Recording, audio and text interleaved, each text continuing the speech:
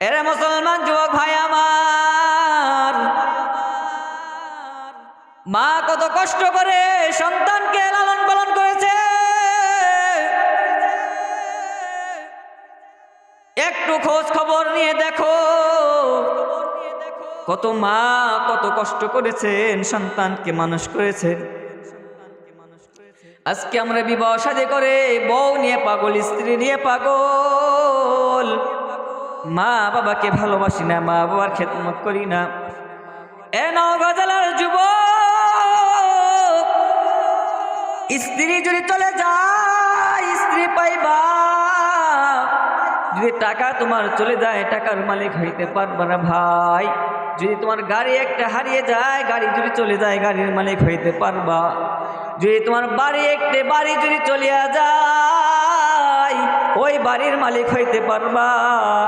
কিন্তু যদি তোমার জনম দুঃখিনী মা যদি একবার দুনিয়া ছেড়ে চলে যায়, তোমার যে মা তোমাকে এত কষ্ট করে মানুষ করেছেন, ওই মা যদি একবার দুনিয়া ছেড়ে বিদায় নিয়ে চলে যায়, ওই মাকে আর চিরদিনের মতো কোথাও খুঁজে পাইবা না। আজকে আমরা ছেলে সন্তান, স্ত্রী, বিবি, বাচ্চাকে নিয়ে পাগল, মাকে দেখতে পারি না, মাকে ভালোবাসি না, মাকে আমরা কষ্ট দিই, মাকে পছন্দ করি না। বয়স হয়ে যাওয়ার কারণে মাকে কষ্ট দিলে ভাই, আল্লাহর পয়গম্বর হাদিসের মধ্যে জানায় দেন, আল জান্নাতু তাহতা আকদামিল উম্মাহাত।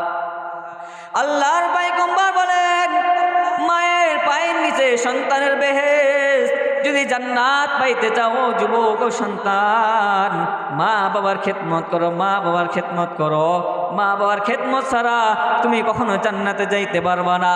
আল্লাহ পাক তাআলা বলেন, যদি তোমার মা তোমার প্রতি সন্তুষ্ট হয়ে যায়, তাহলে আমি আল্লাহ তোমার প্রতি সন্তুষ্ট হয়ে যাব।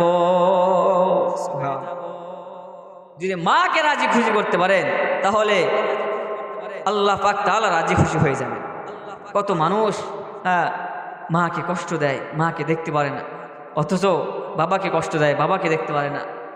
অথচ বাবা, অনেক বাবা আছে দিন মজুরি কাজ করে, কৃষি কাজ করে সন্তানকে লেখাপড়া শিখায়, বড় করায়, রিক্সা চালায় চালায়, ভ্যান চালায় চালায় সন্তানকে বড় করে। আর সেই সন্তান বড় হয়ে টাকা পয়সা মালিক হয়ে ওই সন্তান আর মা বাবাকে দেখতে পারে না। কথা বলেন ঠিক কিনা?